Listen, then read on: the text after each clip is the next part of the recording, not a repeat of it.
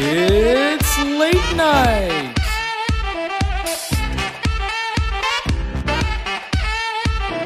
Starring Tim Sylvia,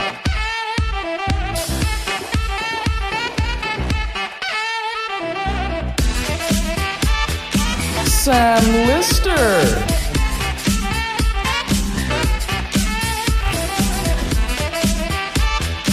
featuring Jordan Patterson,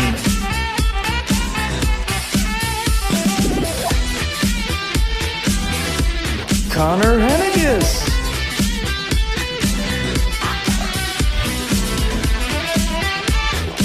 and Jake Howe. Tonight's special guest, Dr. Gerald Van Winter. And your host, Mike Amatucci. Ladies and gentlemen, Mike Amatucci. Hello everybody, welcome to Late Night. I'm your host, Mike Amatucci. We got a great show lined up for you tonight. We got Dr. Van Winter in studio. And our whole job tonight, completely honest with you, okay? Our job is to make you laugh so hard that you forget how bad the parking situation is on campus. I mean, come on. I mean, how much worse can it get? I've been here for the past 4 years, and it's still kicking me in the ass every day. Anyway, and you know how we're going to how the school campus is going to reciprocate the problem? You know what they're going to do? They're going to build a new dorm, a new residence hall, right behind the, I believe it's Memorial Hall at the moment. So, great idea. Really tight parking, make bigger buildings. It's going to be great. No, but we're not trying to throw shade at anybody. We're just trying to have fun. We're trying to have a good show, make people laugh.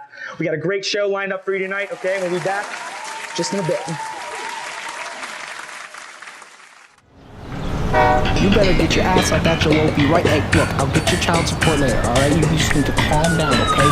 Now you get your ass up at your local right now so I can whip it. Let's go.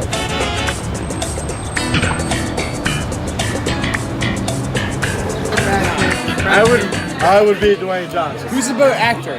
And swole as Who's the better actor? Dwayne Johnson or Leonardo DiCaprio? Leonardo DiCaprio. So why would you not rather be him? Because Dwayne Johnson makes more money and he's big as and he was named Sexiest Man Alive. Well, I didn't know money. I didn't know.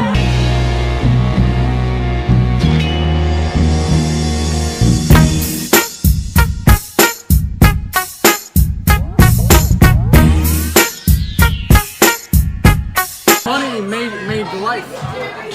Did I name only one aspect of his life? No. You named most of the money. He was the sexiest man alive. Any guy should be the sexiest man alive. You should have that confidence. Okay, but he was named by the United States of America. Oh, really? No, this is the United States of America. Essentially. It was Vogue. Who? Vogue, the magazine company. That was the United States of America. Okay.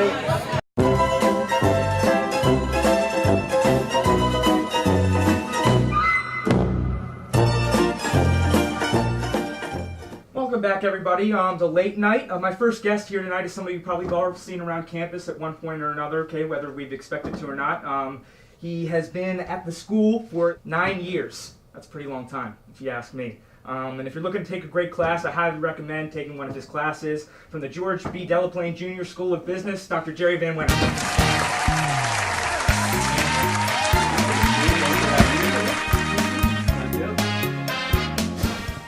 Like I said, great having you here. We really do appreciate you coming out. You've been an associate professor of marketing and management here at Hood for the past 9 years. How do you feel about that? How does that make you feel?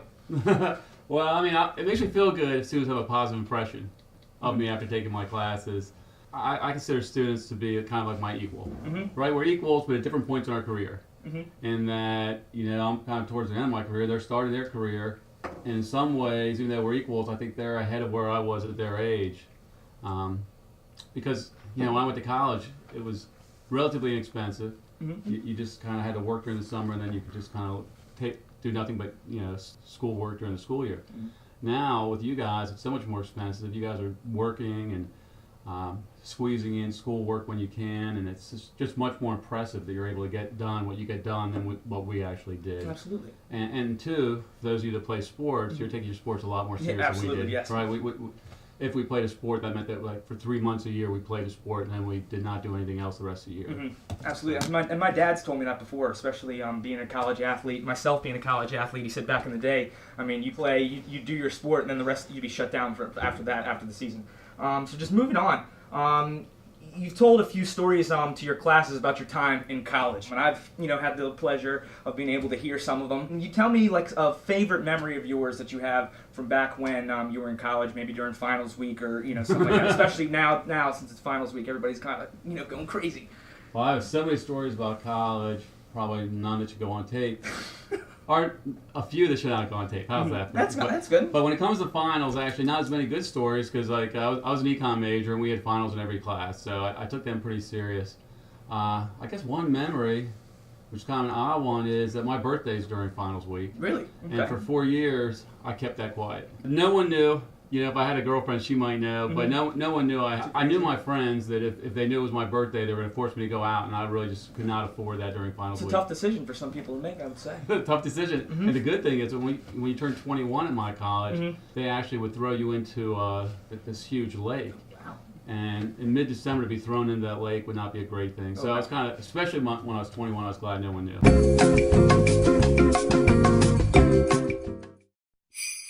Holiday greetings from the cast and crew of Late Night. This holiday season, enjoy the gift of music with the Millennial Holiday Box Set, brought to you by the magnificent voice of Miles Hobbs. Hey guys, it's Miles Hobbs, and I'm the creator of the Millennial Holiday Box Set.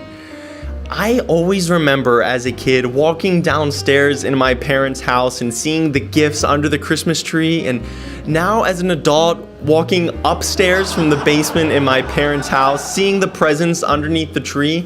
It's that same feeling I always had, and I wanted to create an album that gave the listeners that very same feeling.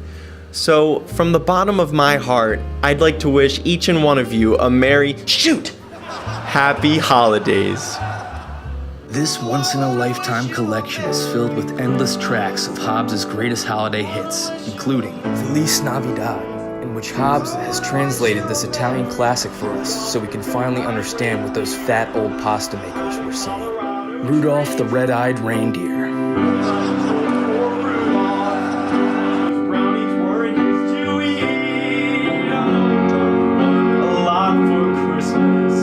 All I want for Christmas is a jewel.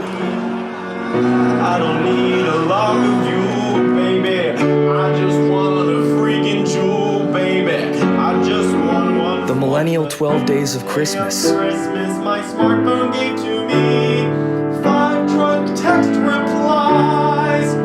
Oh, 4 Trump tweets, 3 Venmo payments, 2 software updates, and a single match from Tinder Plus.